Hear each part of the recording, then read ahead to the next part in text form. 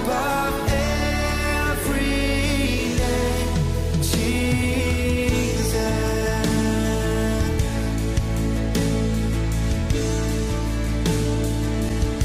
Jesus, Jesus, beautiful Savior, God of all majesty, risen King. All the heavens shout your praise.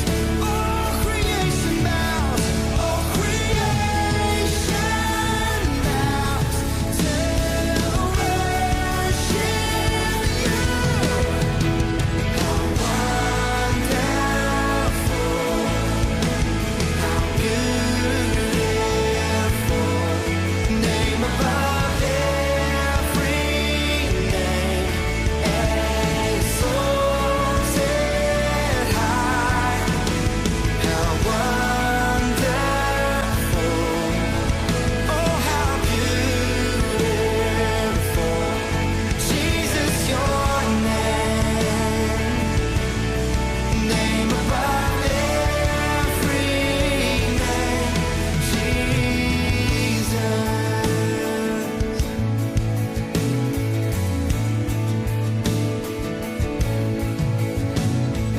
I will sing forever, Jesus, I love you. Jesus, I love you. I will sing forever, Jesus, I love you. Jesus, I love. I will sing forever. Jesus, I love you. Jesus, I love. I will sing forever. I will sing forever. Jesus, I love you. Jesus, I love you. How wonderful, how beautiful, name above every. He's exalted high. How wonderful, how beautiful, Jesus your name above every name, Jesus. Purihin po ang Panginoon at isang magandang araw, gabi, or hapon sa inyo po na mga patuloy kong kasama upang magpatuloy po tayo sa ating series na tinatalakay sa sa loob ng ilang buwan. Sabi nga po, makikita nyo po dito sa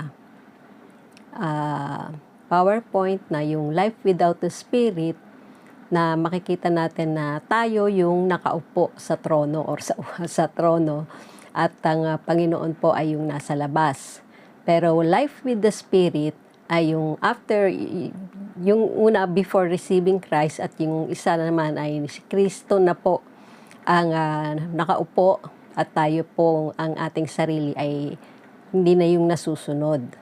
At sabi nga po sa Acts 1:8, "But you shall receive power when the Holy Spirit has come upon you, and you shall be witnesses to me in Jerusalem, in all Judea, Samaria, and to the end of the earth." Kaya isang biyaya po ng Panginoon na yung the power of a Spirit-filled life ay patuloy po nating maranasan. So tayo pong lahat ay manalangin Aming Ama sa Langit, salamat po sa iyo pong biyaya, Panginoon, na pinagkakaloob sa amin sa araw-araw. Thank you for the spirit of understanding and the wisdom, Panginoon, to apply, Panginoon, anuman po ang aming matatanggap sa araw na to. At ikaw po ang patuloy na magpamature sa iyong iglesia. And thank you, Holy Spirit, sa pagtuturo sa kaalaman at patuloy na revelation, Panginoong Jesus, kung sino ka sa aming buhay.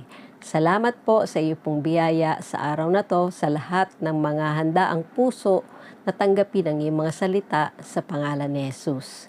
So sa atin pong pagpapatuloy, sabi nga po na tatalakay na po natin na the power to embrace the apostolic doctrine. At natapos na po natin yung the foundation of apostolic doctrine, then yung the truth covered in apostolic doctrine. So, ngayon pong araw na to ay patuloy po nating tanggapin naman na yung the characteristics of apostolic doctrine. So, isang bagay po na makita natin na sabi nga may mga katangian po ang mga pagtuturo ng apostolic doctrine. So, unang-una, sabi nga po it emphasizes on the core values of the kingdom. At yung pong, ano po ba ang ibig sabihin natin sa core values? So, sa mga Pilipino po, ito po inabutan ko dati na ang values ng mga Pilipinos, 4 core values ng mga Pilipino. So, yung binibigyang diin, yung pangunahing halaga sa buhay ng mga Pilipino, ito po yung makadiyos, makatao, makakalikasan, at makabayan. Pero ito pong mga panahon natin ay hindi lang naging 4, kundi sana po maidagdag din ito at maging part ng ating pamumuhay bilang mga Pilipino saang bansa man tayong dalhin ng Panginoon o saang lugar. Yung mapagpasalamat, matatag, masigasig, mapagmalasakit, at magalang.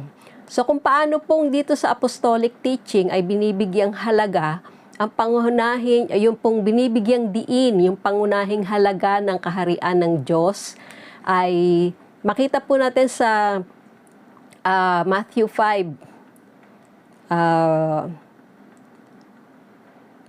Sabi nga po dito ay, nang makita ni Jesus ang napakaraming tao, umakyat siya sa bundok.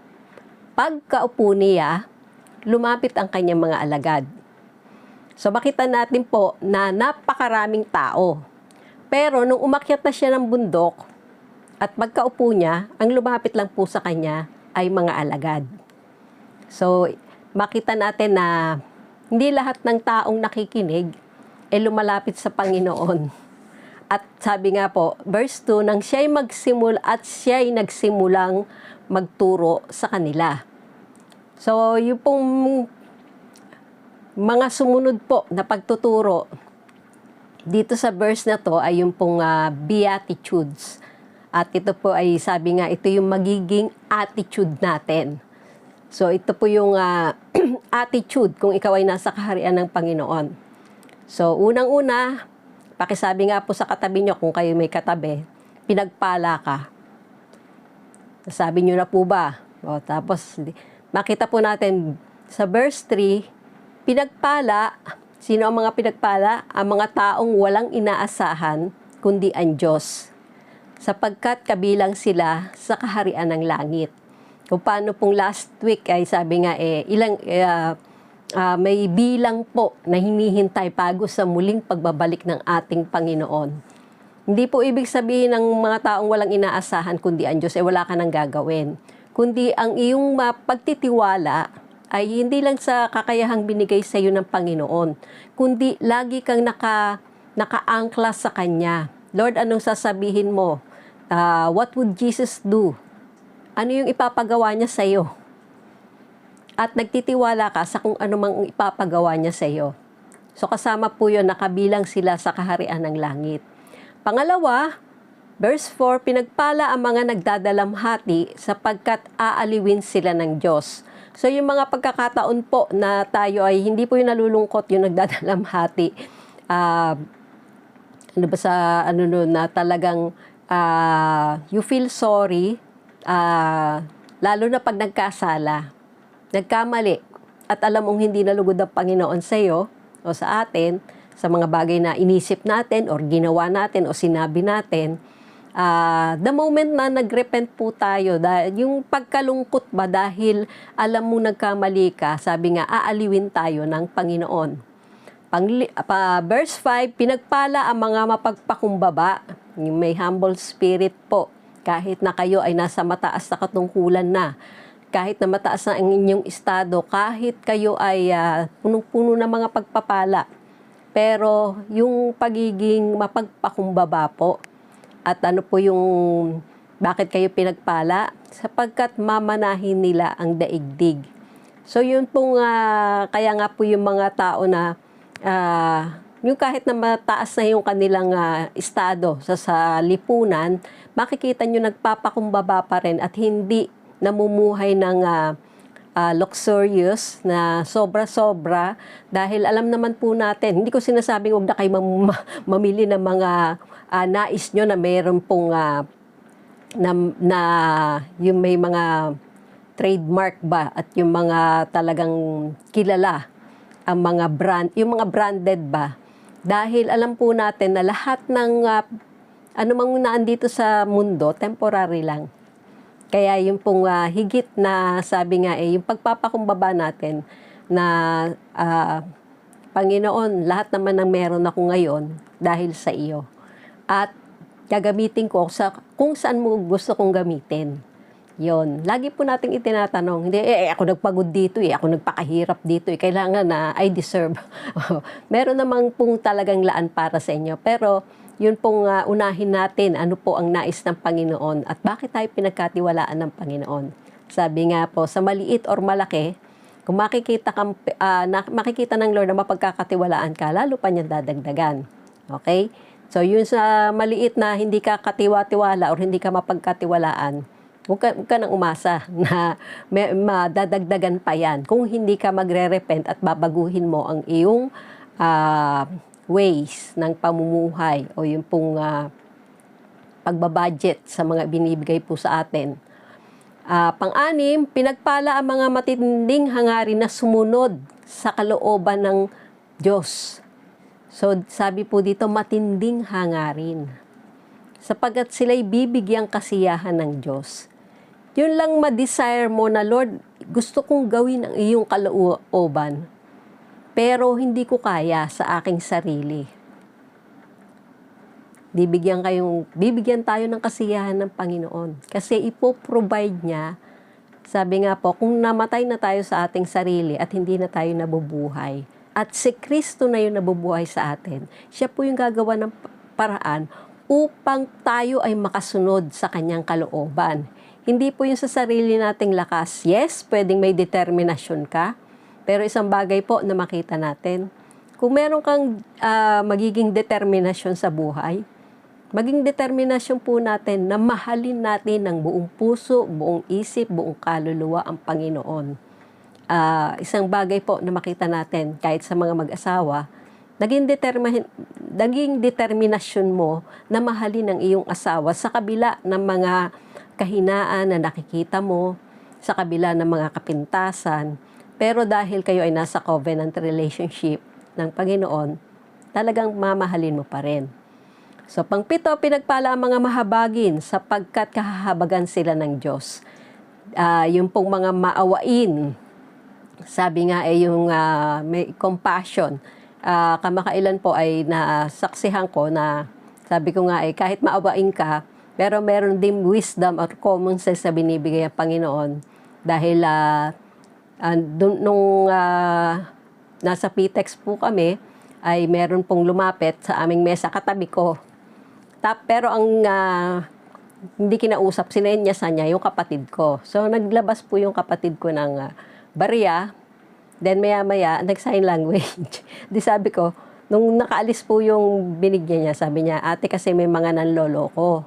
So tinanong ko siya, through sign language, kasi nga deaf, kung hindi niya nasagot, hindi ko ibibigay itong bibigay ko sa kanya.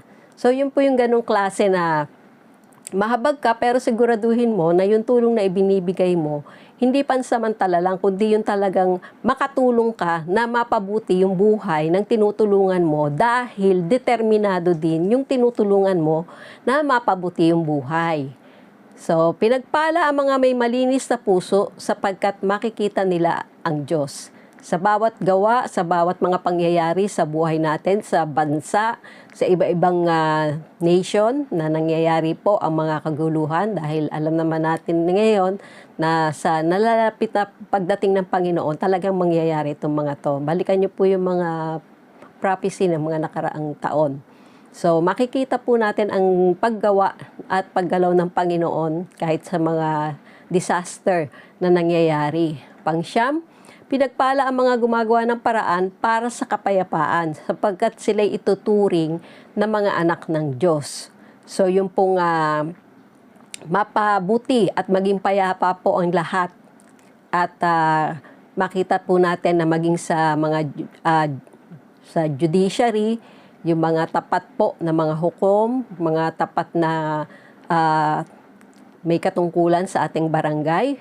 Pagka gumagawa po ng paraan, hindi dahil nasuhulan, kundi yun talagang yun nasa tamang katwiran at pagpapatupad ng mga bylaws, yan, yung mga patakaran sa komunidad ay patuloy po natin na maituturing na sila ay talagang inilagay din ng Panginoon at para magawa po ang mabuting bagay na para maging payapa po ang lahat.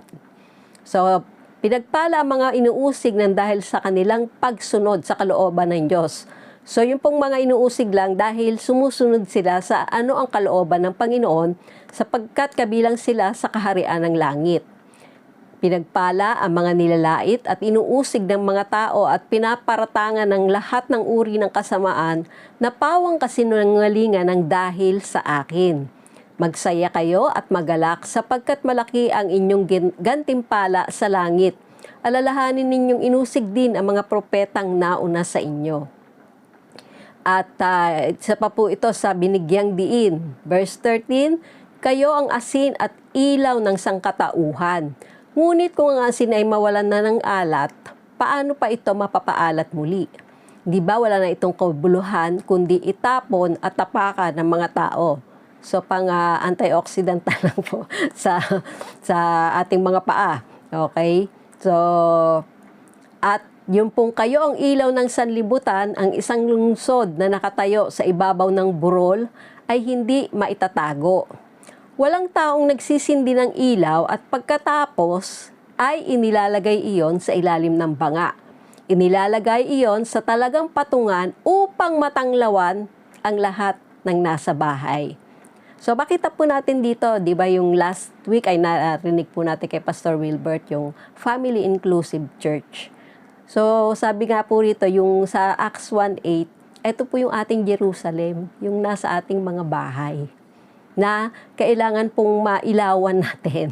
Baka po aandap-andap na yung ilaw nyo. So, kailangan palakasin po ang ating ilaw ng mabubuting bagay na ipinamumuhay natin dahil narinig natin at napag-aralan at tinanggap yun pong mga values and standard ng Panginoon para sa tamang pamumuhay na magsisilbi po tayong asin at ilaw ng sanlibutan. Sabi po ni Rick Warren, there are people on this planet whom only you will be able to reach because of where you live and what God has made you to be. So, bahay, mapa-eskwelahan yan, mapatrabaho yan, mapa-business yan. If just one person will be in heaven because of you, your life will have made a difference for eternity. Then, sabi po dito, gayon din naman, dapat ninyong paliwanagin ang inyong ilaw sa harap ng mga tao upang makita nila ang inyong mabubuting gawa at papurihan ang inyong Ama sa langit. So, lagi pong ang glory ay para sa Panginoon. Then, second po, sa karakteristik ng apostolic doctrine, it reinterpret the law based on kingdom values. So, unang-una ay yung the law on murder o yung pong batas sa pagpatay. Pero makita po natin dito ang katuruan tungkol sa pagkagalit. Narinig ninyo na sinabi sa inyong mga ninuno, huwag kang papatay. Ang sino mang pumatay ay mananagot sa hukuman. So talaga pong may pag-uusig na mangyayari pag po ang isang tao ay pumatay. At sabi po dito, ngunit sinasabi ko naman sa inyo, ang sino mang napopoot sa kanyang kapatid ay mananagot sa hukuman. Ang humahamak sa kanyang kapatid ay mananagot sa kataas-taasang kapulungan ng mga Hudyo. At sino mang magsabi sa kanyang kapatid, ulol ka, ay manganganib na maparusahan sa apoy ng impyerno. So, dito po makita natin puro sa kapatid. Bakit kaya? Malimit bang mag-away ang mga magkakapatid? So, expose po kayo sa mga pangyayari ngayon dito sa atin pong mga balita, okay, na ating natutunghayan. At pangalawa po, ini-interpret ay yung the law on adultery o yung pangangalunya. Sa Leviticus 20 verse 10, if a man commits adultery with another man's wife, with the wife of his neighbor, both the adulterer and the adulteress are to be put to death. So, salamat na lang na wala na tayo do sa Old Testament time, kundi maraming patay na, maraming mamamatay. So, sa Matthew 5:27 to 28 naman po, you have heard that it was said, you shall not commit adultery. But I tell you that anyone who looks at a woman lustfully, so may ginawa ka na sa iyong isip pa lang, has already committed adultery with her in his heart. Okay? So, medyo ingatan po natin ang ating mga pagtingin. Pero yung pong so, dito po, that anyone who looks at a woman lustfully. So, pwede pong lalaki, pwedeng babae. Okay? Na makita natin na pag tayo po ay nag-isip o nakita natin na may mga bagay, wala namang problema humanga ka. Pero pag meron na pong ibang naglalaro sa isipan mo, kailangan ikaw mismo ang pumigil doon. So, if your right eye causes you to stumble, gouge it out and throw it away. It is better for you to lose one part of your body than for your whole body to be thrown into hell. And if your right hand, so right eye at saka right hand, causes you to stumble, cut it off and throw it away. It is better for you to lose one part of your body than for your whole body to go into hell. So makita po natin na talagang napakahigpit ng batas patungkol sa pangangalunya. At dito po sa pakikiapid naman, the law on divorce. Deuteronomy 24:1-2, kung mag-asawa ang isang lalaki, ngunit dumating ang panahon na ayaw na niya sa babae dahil may natuklasan siyang ritong hindi kaaya-aya at gumawa siya ng kasulatan ng paghihiwalay, ibinigay ito sa babae at pinalayas ito sa kanyang pamamahay. Yun ay kung yung, yung lalaki yung nagtayo ng bahay. Okay. Sa panahon po natin kasi nababaliktad na ngayon eh. Okay. Kung ang babaeng hiniwalayan ay mag-asawa sa iba at hiniwalayang muli, matapos bigyan ng kasulatan ng paghihiwalay o kaya'y namatay ang ikalawang asawa at paalisin rin ito sa kanyang pamamahay, ang babae ay hindi na maaaring pakasalan pa ng kanyang unang asawa, ang babae ay ituturing ng marumi. So, bagamat ito po ay may kasamang patungkol sa Israel, sa kanila pong mga ginagawa na hindi po nakalulugod sa Panginoon. At sabi po sa verse 16, nasusuklam ako sa Malakias 2:16, nasusuklam ako sa pagpapalayas at paghihiwalay ng mga mag-asawa, sabi ni Yahweh, ang Diyos ng Israel. napopoot ako. So, bukod yun sa pagkasuklam at yung pagkapuot. Sa taong gumagawa ng kalupitan sa kanyang asawa.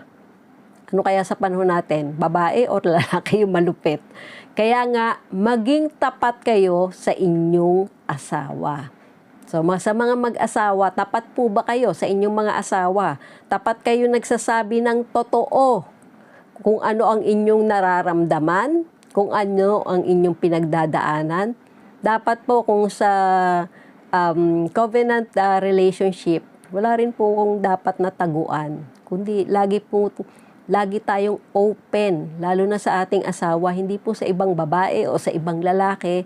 Sabi nga po, yung prinsipyo doon, kung kanino ka sumama ang loob or kung kanino ka may issue, yun muna yung kausapin mo. Huwag yung ipinagkalat mo na sa iba, pero yung mismong tao, hindi alam. Okay? So, yun po yung makita natin na talagang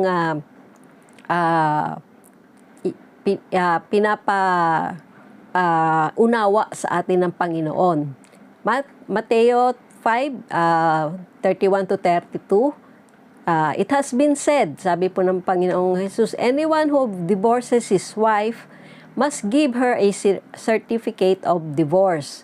But I tell you that anyone who divorces his wife except for sexual immorality makes her the victim of adultery. And anyone who marries a divorced woman commits adultery. So, religious people interpret the law based on the tradition of man, which was taken from the principles of this world. Sabi po sa Colossians 2:8, see to it that no one takes you captive through philosophy and an empty deception, according to the tradition of men, according to the elementary principles of the world, rather than according to Christ. So, lagi pong yung katuruan ng Panginoong Jesus at yun pong kanyang mga prinsipyo. 2 Corinthians 3:6, who also made us adequate as servants of a new covenant, not of the letter, but of the Spirit. For the letter kills, but the Spirit gives life. So, yung pong mga kamalian na nagagawa sa pamamagitan po ng batas ng tao, makita po natin na itatama sa pamamagitan ng ating Panginoong Jesus. Pangatlo pong karakteristik ng apostolic doctrine, it provokes religious spirit. Sa Matthew 15:1-4, then some Pharisees and scribes came to Jesus from Jerusalem and said, Why do your disciples break the tradition of the elders? For they do not wash their hands when they eat bread. And he answered and said to them, Why do you yourselves transgress the commandment of God for the sake of your tradition? For God said, Honor your father and mother, and he who speaks evil of father or mother to be put to death. Siguro kung sa panahon natin ngayon, baka marami ng kabataan ang na put to death.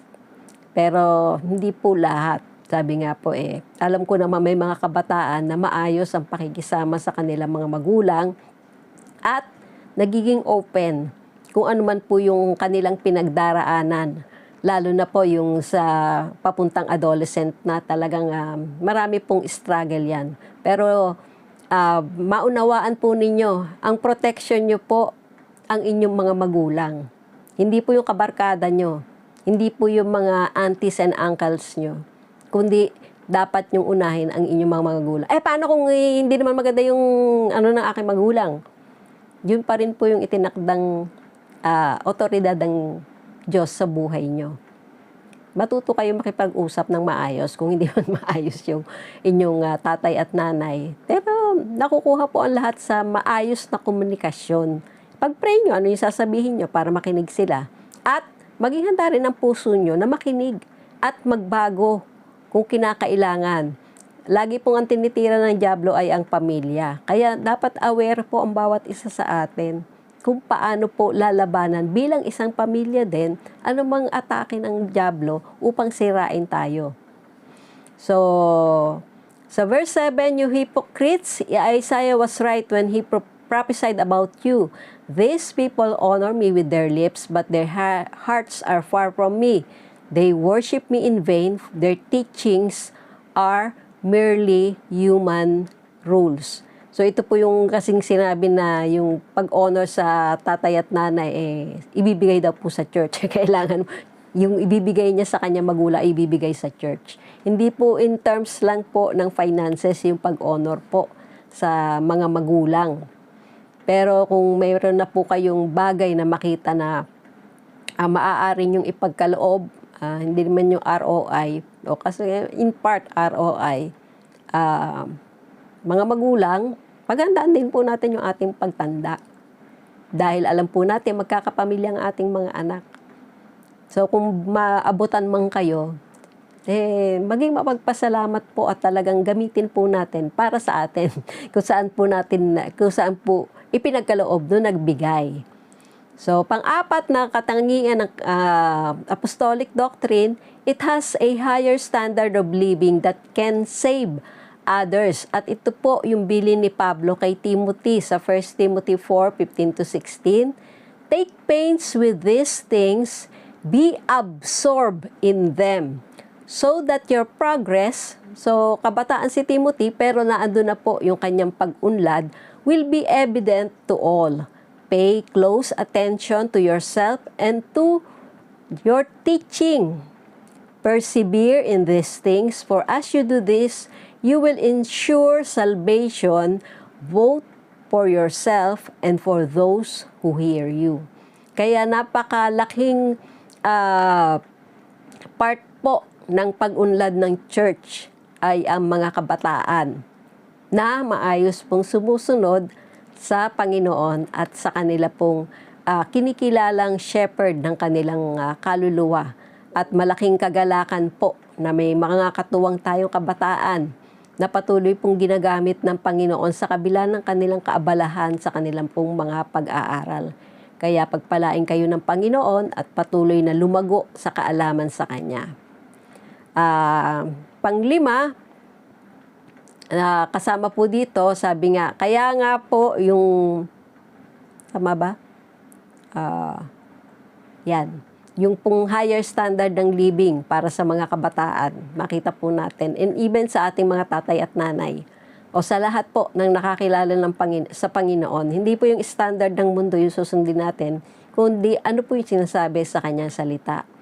Panglima, sa characteristic ng apostolic doctrine, it reveals progressive truth continuously that reinforce the former truth. Sabi po sa Mateo 5:17-18, huwag ninyong isipin na naparito ako upang ipawalang saysay ang kasulatan ni Moises at ang sinulat ng mga propeta. Naparito ako upang tuparin ang mga ito.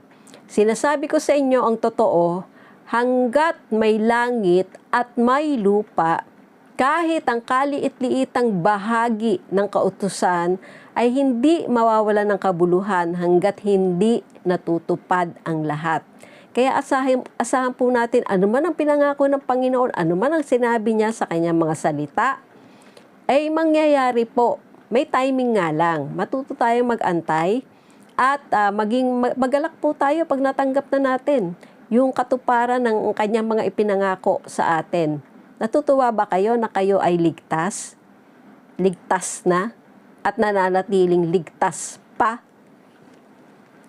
Sabi nga po yung pong progressive truth, hindi kayo hahayaan doon sa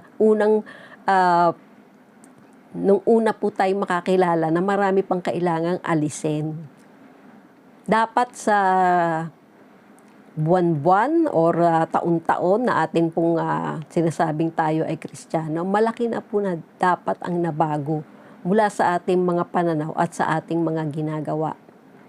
So, kaya nga sino man lumabag sa pinakamaliit na bahagi ng kautusan at magturo sa iba na lumabag din ay ituturing na pinakamababa sa kaharian ng Diyos.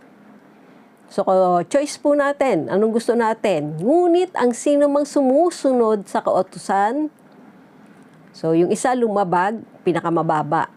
Yung isa sumunod at nagtuturo sa iba na sumunod din ay ituturing na dakila sa kaharian ng Diyos.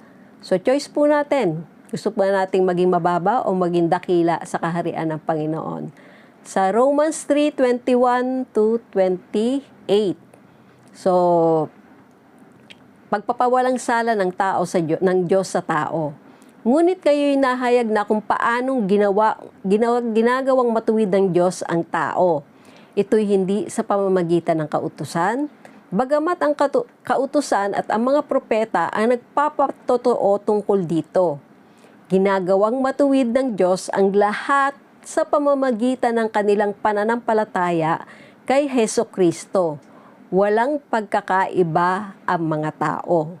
So, pare-pareho po tayo lahat ng lagay sa Panginoon. Verse 23, sapagkat ang lahat ay nagkasala at walang sino mang nakaabot sa kaluwalhatian ng Diyos. Ngunit dahil sa kanyang kagandahang loob na walang bayad niyang ibinigay, sila ay itinuring na matuwid sa pamamagitan ni Kristo Jesus na siyang nagpapalaya sa kanila. Siya ang inaalay ng Diyos bilang handog upang sa pamamagitan ng kanyang dugo ay mapatawad ang kasalanan ng lahat ng hindi ng tao, lahat ng sumasampalataya sa kanya. Ginawa ito ng Diyos upang patunayang siya'y matuwid, sapagkat noong unang panahon ay nagtimpi siya at pinagtiisan ang mga kasalanang nagawa ng mga tao. Verse 26, ngunit ngayon ay ipinapakita ng Diyos na siya'y matuwid at itinuturing niyang matuwid ang mga sumasampalataya kay Jesus. Kaya ano ngayon ang ating maipagmamalaki? Wala. At bakit naman tayo magmamalaki? Dahil ba sa ating pagsunod sa kautusan? Hindi, kundi dahil sa ating pananampalataya kay Kristo. So si Jesus pa rin po ang sentro ng lahat. Verse 28, kung gayon, maliwanag na sa pamamagitan ng pananampalataya, itinuturing na matuwid ang tao at hindi sa pamamagitan ng pagtupad sa kautusan. So, si Jesus pa rin po ang sentro ng ating kaligtasan, ng ating pananampalataya, at maging ng ating kinabukasan. Kaya sa pagtatapos po, makita natin itong 5 karakteristik ng apostolic doctrine. First, it emphasizes on the core values of the kingdom. Second, it reinterpret the law based on kingdom values. Third, it provokes religious spirit. Fourth, it has a higher standard of living that can save others. And fifth, it reveals progressive truth continuously that reinforce the former truth. At sa atin pong hindi pa pagtatapos, kundi meron pa pong kasunod na pagpapatuloy nung pong ating video na napanood last week. 30 minutes na lang din po ito. Yun pong the second coming of the church, yung pong makita po natin na kung paanong nais po ng Panginoon na yung church after the pandemic ay patuloy pong ma-build ayon sa kanyang kalooban, ayon sa kanyang istruktura, or yung pong requirement niya sa pagtatayo po ng isang matatag na iglesia na kanya pong babalikan ng walang spot o wrinkle. Kaya pagpatuloy po tayo at tayo pong lahat ay manalangin at huwag po kayong aalis dahil may papanoorin pa pong video. Aming Ama sa Langit, salamat po sa mga nakinig at tumanggap po ng iyong salita. Salamat sa kaunawaan at patuloy po nilang hangarin na mahalin ka ng kanilang buong puso, buong isip, buong kaluluwa, everyday, Panginoon, 24 hours a day. Dahil ikaw po ang nagmahal sa amin at ibinigay ang iyong buhay upang tubusin kami sa aming kasalanan, upang ituwid ang aming maling pamumuhay, maging ang aming maling mga kaisipan. At salamat, Panginoon, lagi kang nagbibigay ng pagkakataon upang mabago ang mga kaisipan po namin, ang mga bagay na nagiging damdamin namin na maaaring nakakasira Panginoon, sa aming pagkakilala sa iyo, nakakasira sa aming relasyon sa iba. At nais mo po lagi, Panginoon, na ang katotohanan ang patuloy pong magpalaya sa amin. Maiayos, maituwid ang baluktot naming kaisipan, mali naming pamumuhay.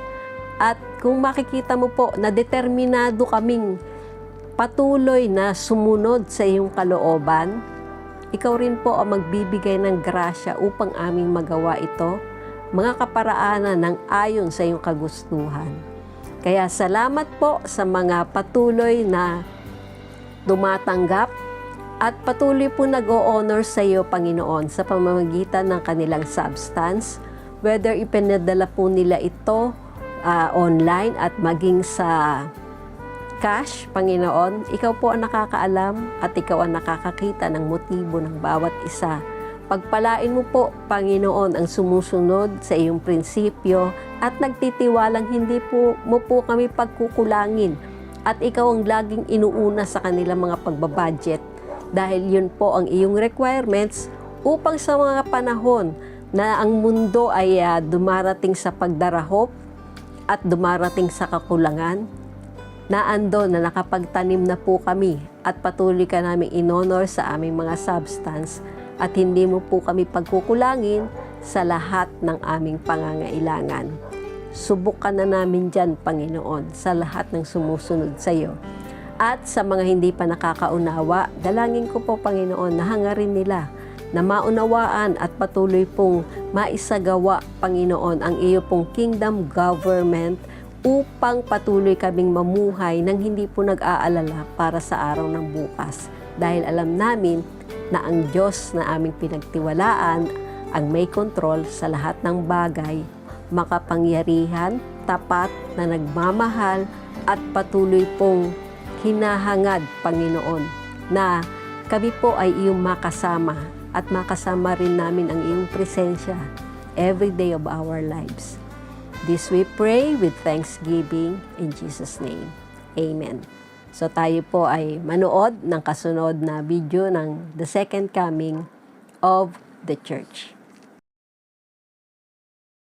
What kind of a church God wants to see after the pandemic? The post-pandemic church, or the second coming of the church, is a covenant-honoring church. Covenant-honoring church. You know, one of the sad things that happened in our churches before pandemic, during pandemic, and I believe even after pandemic, is that there will be people who will just leave the group. Ang iba nagpapaalam, ang iba hindi nagpapaalam. Okay? And it's because of lawlessness. Kung nangyayari to, wala pong churches na exempted dito, but it's the reality.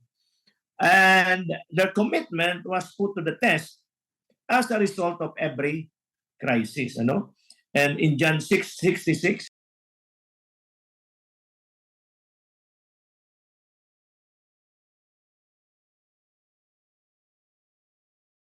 even the Lord Jesus Christ, who is a master discipler, master teacher, ay hindi exempted na maranasan mula sa kanyang follower ang malawakang pagtalikod sa kanya. Sabi ng Bible, many, hindi konti, many. Okay?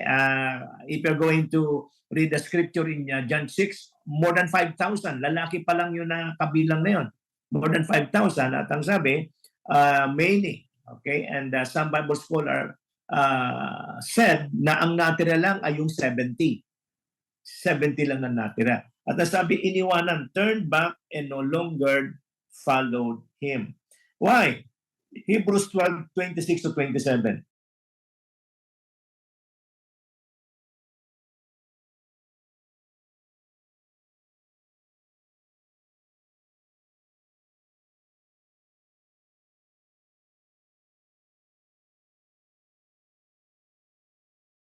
Alam niyo, there will always be a shaking. Always. And it is a series of shaking. Mayroong sabi ng Bible, there's time for everything. May mga sandali na ang paglalakbay ng ating church ay smooth sailing. And then, mga ilang oras lang, pag lumalayo na, papanaot na, makikita nyo yung roughness ng pagsisale. Ganyan ang church eh. At whenever there is roughness, okay, sa sale, sa pagsisale, sa paglalakbay, it will disturb people in the house. Again, ulitin ko, the church is like that. We are on a journey, okay? And sa journey to, parang ang journey natin, kung baga sa aeroplano, there will be turbulence. Kung sa dagat naman, there will be waves, okay, that will shake everyone. Wala rin pinagkaiba yan, that the church is like a garden, no? Nung bago ka magtanim, talagang inayos mo yung garden mo, malinis, and then tinaniman mo. Nung tinanim mo ay lumalago na, makikita po ninyo na habang lumalago at makikita nyo na kung hindi nyo gugupitan, ipuprune, ay magiging gubat ulit. So the difference between garden and a forest is that forest is filled with plants and trees. Kaya lang walang order. Samantalang ang garden, they have plants, they can be fruit trees, but there is order. And order is always a result of what? From time to time, mayroon kang gagawing pruning. Kaya nga sabi ng Bible in John chapter 15, the Father is the gardener. Okay? Okay, sabi ng Bible, Jesus is the vine and we are the branches and the Father is the gardener. Whether you like it or not, there will be season of what? Shaking. And the purpose of every shaking is separation. Okay? Mayroon talagang malalaglag, mayroong mawawala. Now, those who remain with us during time of crisis know and understand what covenant relationship is. Their commitment to the relationship is walang iwanan, walang laglagan. Yan ang ibig sabihin talaga ng covenant relationship. Walang iwanan, walang laglagan. So, mayroong mangyayari, tiyak, sa bawat isa sa atin na pwedeng mag-isip ka para mang-iwan at manglaglag. Kadalasan yan ay dumating sa punto na you will be offended. You will be frustrated, disappointed. Okay? Envy and jealousy. Watch out for all these spirits. Okay? Na kung hindi ka magmamature, kung hindi ka makikinig sa spiritual leader mo, sa pastor mo, sa mentor mo, pag dumating ang mga attacking to, offense, envy, jealousy, frustration, disappointment, greed. Okay? Itong mga to, ang siyang magiging dahilan, okay, kung bakit marami ang nalalaglag sa pamamagitan ng paglisan, sa pamamagitan ng laglagan. And uulitin ko po, we are not all exempted. Kaya ang sabi ni Pablo, lalong-lalo na in the books of Acts 20, sa mga mananampalataya, leaders po ng Ephesian Church, sabi, guard yourself, bantayan nyo ang inyong mga sarili. So saan nyo babantayan ang inyong mga sarili? Dito po sa offense, bantayan nyo sarili sa envy, sa jealousy, frustration, disappointment, greed, competition. Okay, itong mga to, ito yung babantayan nyo. At ang malungkot sapagkat ang iba, kaya nalalaglag, hindi sarili binabantayan. Ang binabantayan nila, yung iba, ang binabantayan nila, yung pastor nila, yung mentor nila, yung spiritual father nila. Hindi yun ang sinasabi. Guard yourself. Bantayan mo muna ang iyong sarili para maging epektibo kang tagabantay ng iba. Okay? So in that way po, mas nagiging klarado, mas nagiging discerning po tayo. In 1 Chronicle 11:1-3,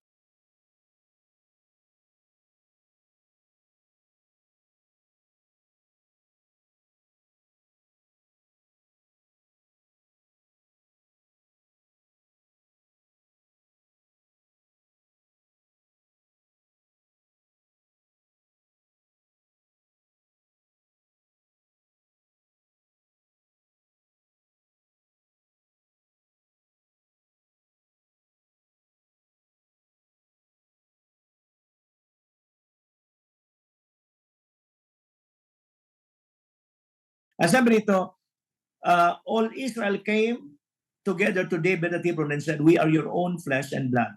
You know, marami sa atin, nung simula po tayo mag-connect sa church, sa ating pastor, ang iba sa atin, ang starting point is that We come to the church, we come to the pastor as sheep, as disciple, as member, o bilang isang tao na may utang na loob lang, kaya nandun po tayo.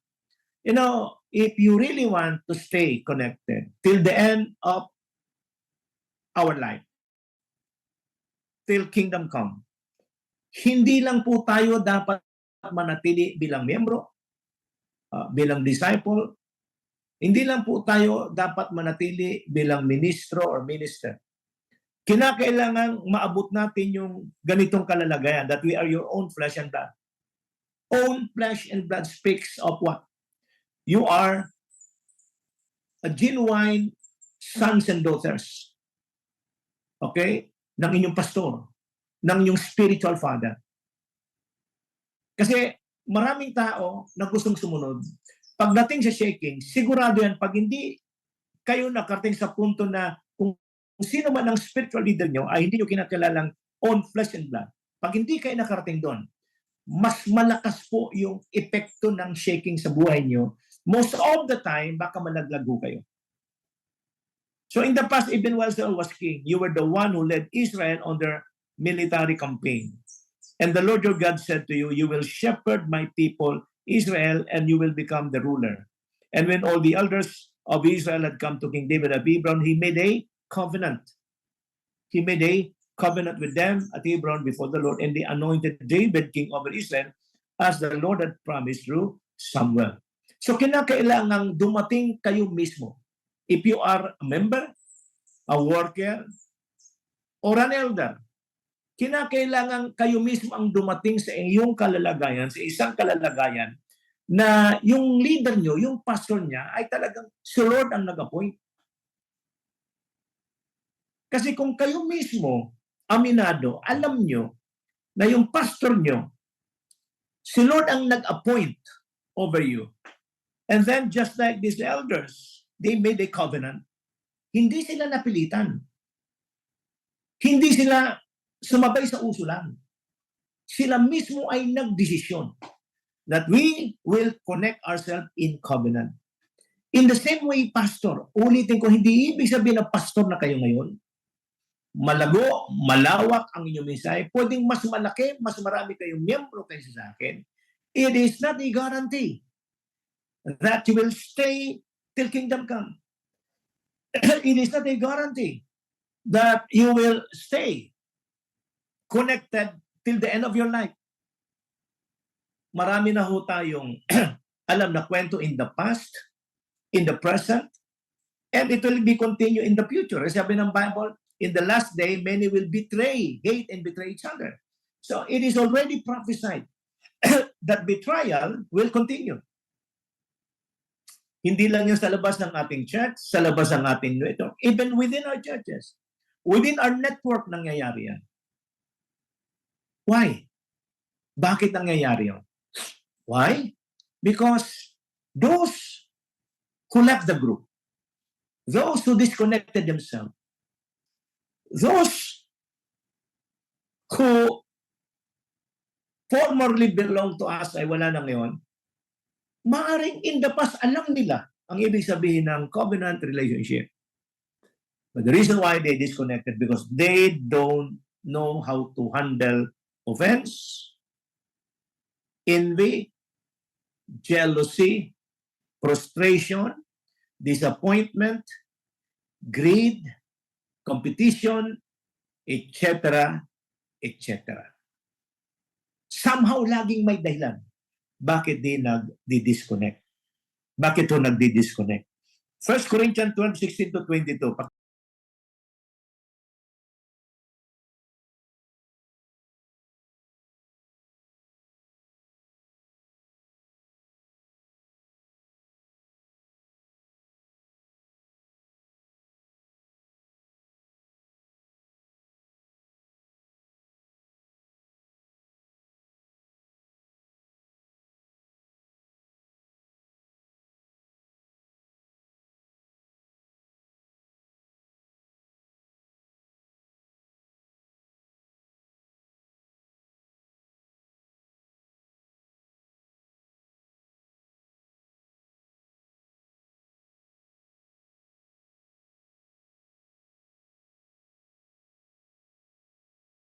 Again, let's study here about how a network, how an alliance will continue to become strong.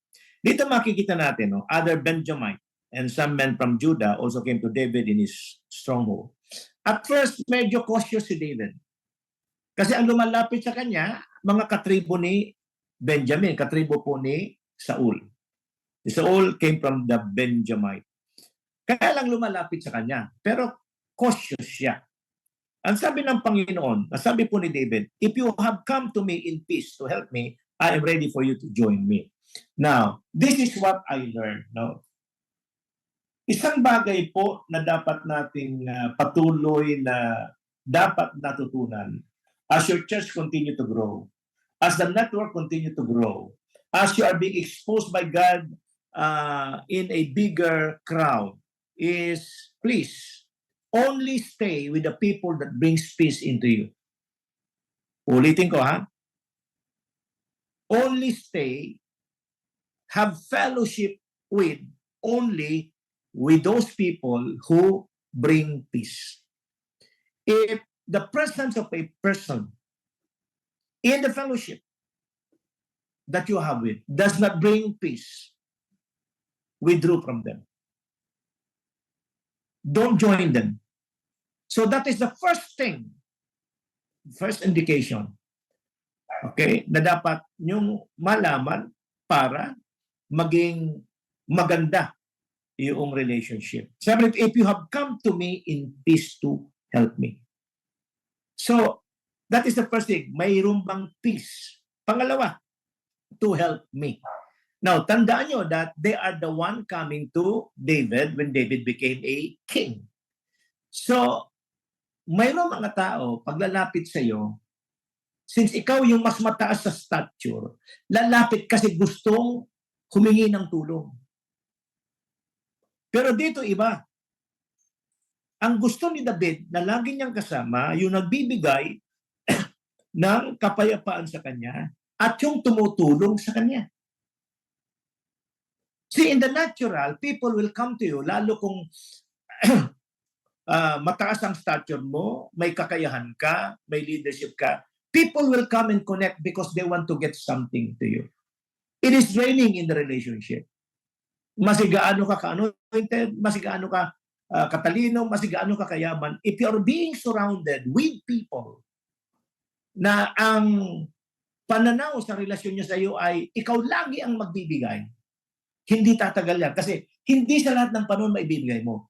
At pag hindi mo maibigay yan, there will be frustration and disappointment na kung hindi rin nila ito ma-handle, one day, they will leave you. So, surround yourself with people na may kapayapaan ang dating ng presensya nila sa iyo at laging gustong tumulong sa iyo. Ako ay naniniwala, whatever blessing they want to receive because of the connection, yun ay darating na lang sa kanila. Because God always releases blessing as a part of sowing and reaping. If they connect you with integrity of their heart, automatic na, matik na yun, na yung blessing ay darating sa kanila. Pero dito malinaw, uulitin ko, if you're a pastor, select elders, people who will bring peace sa iyo at yung tutulong sa inyo. Okay, ano pa? But if you have come to betray me to my enemies when my hands are free from violence, may the God of our ancestors see it and judge you. Why do I say to be watchful from people who are a potential betrayer, traitor? Because whether you like it or not, if Jesus was betrayed, ang demonyo ay maghahanap ng mga kakampo niya sa loob ng simbahan mo, sa loob ng alyansa, na pwedeng isang araw ay gamitin niyang instrumento para maranasan mo ang betrayal. Ulitin ko, Jesus himself already prophesied. In the last days, many will hate and betray each other. Ako simple lang ako. Kung nakikita ko ang mga mentis ko, spiritual son ko, is in fellowship with other believers who are attacking me. Number one, wala akong kapayapaan pagkasama kita. Number two, markado ka na pwedeng gamitin ng demonyo na ako'y pagkanulo. At kung ganyan ang magiging sistema, katangahan na para isama mo pa sila sa sirkulo mo. Amen po ba? This is a principle that all of us needs to apply in their life. Ang sabi rito, we are yours, David. We are yours, son of Jesse. Success, success to you, and success to those who help you, for your God will help you. These are the commitment of those people who want to be in covenant relationship. Wala silang ibang gustong mangyari sa kanilang leader, kay David, kundi pawang pananagumpay. Hindi sila magseselos, hindi sila mainggit, masaya sila na ang leader nila ay pinagpapala. Hindi sila makikipag-compete sa success ng kanilang leader. Success, success to you, and success to those who help you. So hindi lang natutuwa sa tagumpay ng leader, kundi natutuwa sila sa tagumpay ng mga taong tumutulong sa kanilang leader. Hindi ho mahirap makita, mga kapatid, yung mga taong may opposite spirit doon sa mga taong masaya pag ang pastor, mentor, spiritual leader ay pinagtatagumpay. Pag ang mga tao ay may sinasabing negatibo, lalo na pag pinagpapala ang leader, ang pastor, ang mente, ang spiritual leader, watch out for that kind of spirit.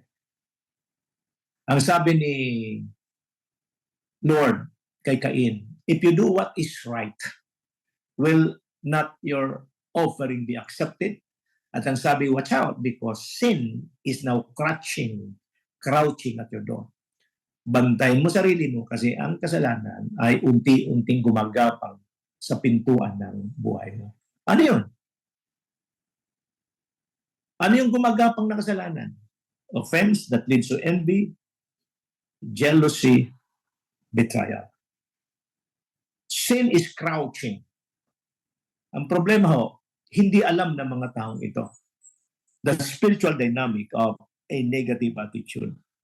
So David received them and made them leaders of his reigning band. Some of the tribe of Manasseh defected to David when he met with the Philistine to fight against Saul. Okay? And then fast forward tayo, verse 22, day after day, men came to help David until he had a great army like the army of God. This is the pattern by which your church will grow. If the pastor is surrounded by people na walang ibang ninanasa kundi makitang magtagumpay si pastor, the alliance will continue to become strong. Kung mayroong mga pastor na walang ibang ninanasa kundi magtagumpay ang pastor, ang kanilang mentor, ang kanilang spiritual leader. Pero kung mayroong mga tao na seloso, envious, jealous, malaking problema yan.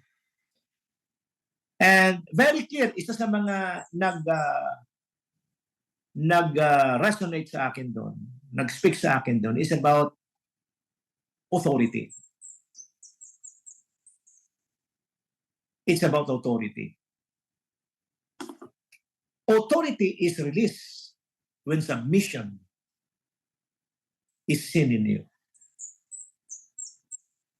When the Lord Jesus Christ is doing the work of the ministry, the religious leader asked him, by what authority? Anong autoridad mo para gawin ito? Pastors, leaders, workers, whether you like it or not, pag gumagawa ka na sa gawain ng Panginoon, mayroong impact ang ginagawa mo, people will always ask that question. By what authority? Pag wala kang masabi kung sino authority mo, you are headless. At ang sabi ni Dr. Tondi Bacare, sa kanya ko narinig ito, do not trust a person without a head. Do not trust a person without a head.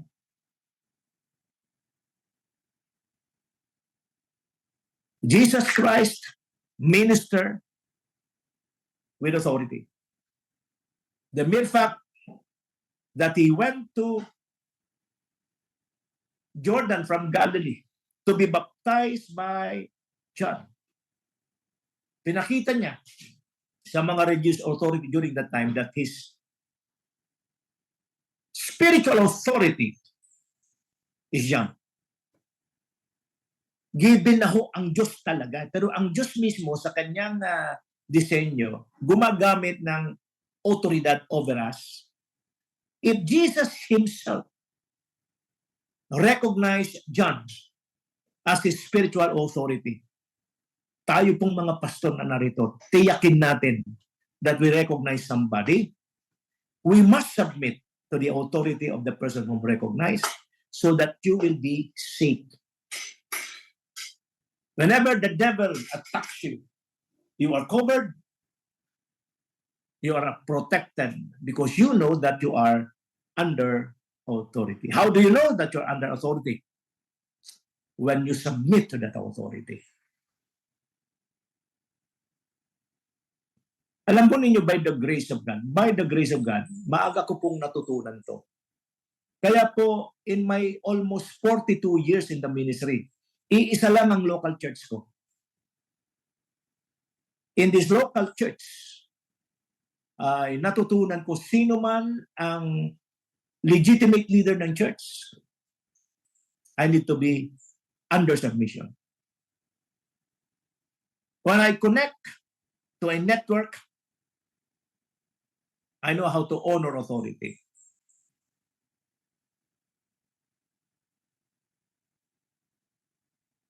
Yan ang malaking problema sa atin. Sa sandaling nagkakaroon tayo ng influence platform, there is a tendency to disconnect. Ang panalangin ko bawat isa sa inyo, okay? Saan man kayo makarating, gaano man kataas ang inyong marating, gaano man kalawak ang inyong marating, stay under your spiritual authority. Ang sabi nito, all these were fighting men who volunteered to serve in the rank. They came to Hebron fully determined to make David king over all Israel. All the rest of the Israel were also of one mind to make David king. Fully determined. By the grace of God, I am fully determined in finishing my task under authority. Yung iba, wala pang napapatunayan, they try to disconnect with the authority. That's why they become headless. Pagmasdan nyo ang manok, putulan na yung ulo. Pag nakita nyo ang manok na walang ulo, pag tumakbo, walang direksyon. Ganyan po ang mga leader, mga pastor, na walang kinikilalang authority. The second coming of the church is not only a family inclusive church, it is not only a persistent praying church, it is not only a word-loving church, it is not only a covenant-honoring church, but it is a generous giving church. It is a generous giving church. Acts 11:27 to 30.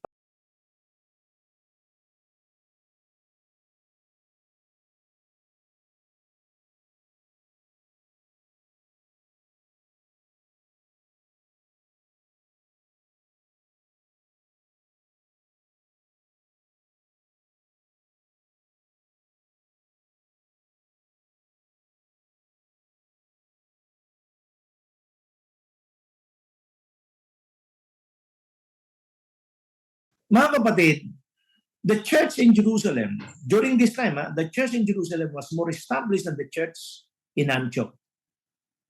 But when famine strikes Jerusalem, Antioch, who is inferior than Jerusalem, smaller than Jerusalem, Antioch rises up to the occasion by being used by God to send help to the believers in Jerusalem. If you want your church to become a generous giving church, don't wait for your church to become rich. Don't wait for your church to grow big. Start with what you have. Every opportunity that God is giving us to release resources and help, do it.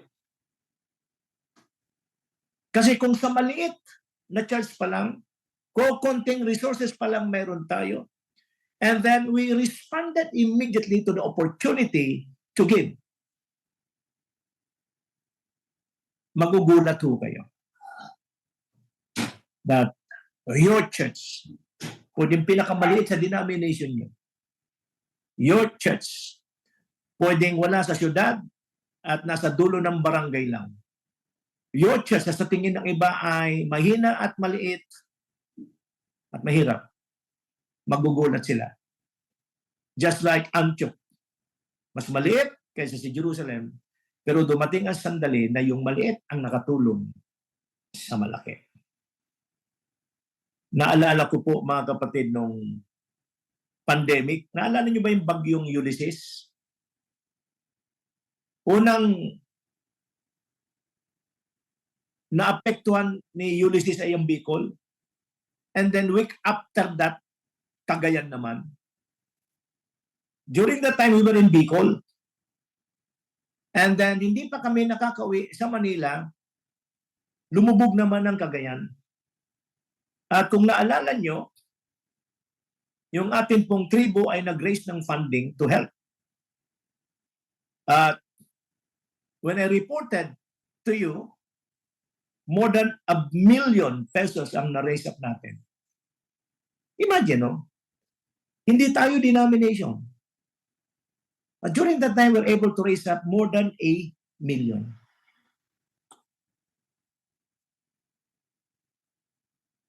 Yun ang alam kong huling fundraising natin para po sa mga typhoon victim. Well, nung nakaraan, ano ba yun? Christine, nagbigay ho tayo. Pero most of that ay galing sa ibang tao. Pero hindi ko naalala, nag-ano ba tayo noon? Nag-fundraising ba tayo noon? Okay. Yes po, yes. Yeah. Pero maliit lang yon. But the point is, if God is giving us the opportunity to give, let's do it. Magugulat ka kasi akala mo maliit ka lang. Ulitin ko, huwag niyong hintayin yumaman ng simbahan niyo, huwag niyong hintayin yumaman kayo. When there is an opportunity, give. 2 Corinthians 8:1-5. And now, brothers and sisters, we want you to know about the grace that God has given the Macedonian churches. In the midst of a very severe trial, their overflowing joy and their extreme poverty welled up in rich generosity. For I testify that they gave as much as they were able, and even beyond their ability, entirely on their own. They urgently pleaded with us for the privilege of sharing in the service to the Lord's people, and they exceeded our expectations. They gave themselves first of all to the Lord, and then, by the will of God, also to us. You know, it is a wrong notion that only the rich are able to become generous. Mali pong paniniwala na mayayaman lang ang pwedeng maging generous. This is what 2 Chronicle 8:1-5 said. Even the poor can become generous because generosity is the condition of the heart. Generosity has nothing to do. It has nothing to do with how many account you have in your bank, how many deposits you have in your bank. Generosity is a condition of the heart. Alam nyo, bakit to natin, every time na meron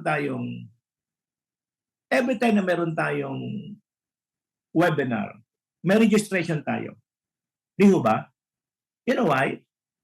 Because I am teaching our alliance a culture that in this culture, if you want to reap you need to sow. Don't expect something from God without sowing first. Even if meron tayong registration, isang prinsipyo na tinuro ko sa inyo, ang pastor dapat mas mataas. Another principle, because I want the next generation leaders to see for pastors that they are serious investing their good first. Bakit meron pa rin offering? Kasi iba-iba ang dating ng salita ng Diyos ng impartation sa inyo. And binibigyan kayo ng Panginoon ng pagkakataon to respond. You know, I hate to say this, but kinakailangan sabihin sa inyo to, not because I'm the recipient.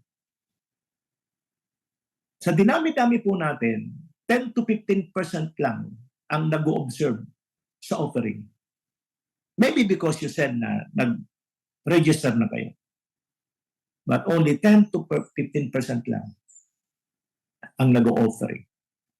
Again, you are missing an opportunity. When you miss that opportunity, okay, it is you who are withholding the blessing that God has given you. Wala na ho tayo sa pandemic. During ng pandemic, nakita natin ang epekto sa ekonomiya. With this present crisis happening in the Middle East, Israel-Iran war, bukas ho magtataas na naman ng gasolina, ang diesel. Halos 3 piso, mahigit 3 piso ang gasolina, kulang-kulang 5 piso ang diesel. Ganon kataas. At alam po natin sa ekonomiya, ang dami pong epekto ng pagtaas ng fuel. Pagkain, damit, services, etc., etc. Hanggat hindi malinaw kung saan nahantong tong gerang to. Pataas ng pataas ang gastusin. Hindi naman tumataas ang sweldo. So ano ibig sabihin? Wala tayo sa pandemic, but economy is getting worse. So how are we going to prepare? Let's go back to the time where God taught us in pandemic, Psalm 91. He who dwells in the secret place of the Most High shall abide under the shadow of the Almighty. How do you know that you're dwelling under the shadow of the Almighty? By observing every principles given to us in every opportunity, may crisis o wala, we are consistent those principles. That is how. That is a practical way of dwelling in the shadow of the Almighty. Akala natin prayer and worship lang. Diyan tayo malaking problema. We spiritualize Scripture. Subukan nun yung puro praise and worship lang, prayer. Pero without observing principle that will bring you safe in times of lack, in times of famine. Economic experts predict a global food shortage in the near future, and the church should prepare for this. How do we prepare for this? First, tayo mismo una. Tayo muna in our personal capacity, observe this principle. Maraming pastor, maraming leaders, walang ganitong klaseng opportunity katulad nyo. Every Monday, nandito tayo para mag-aral.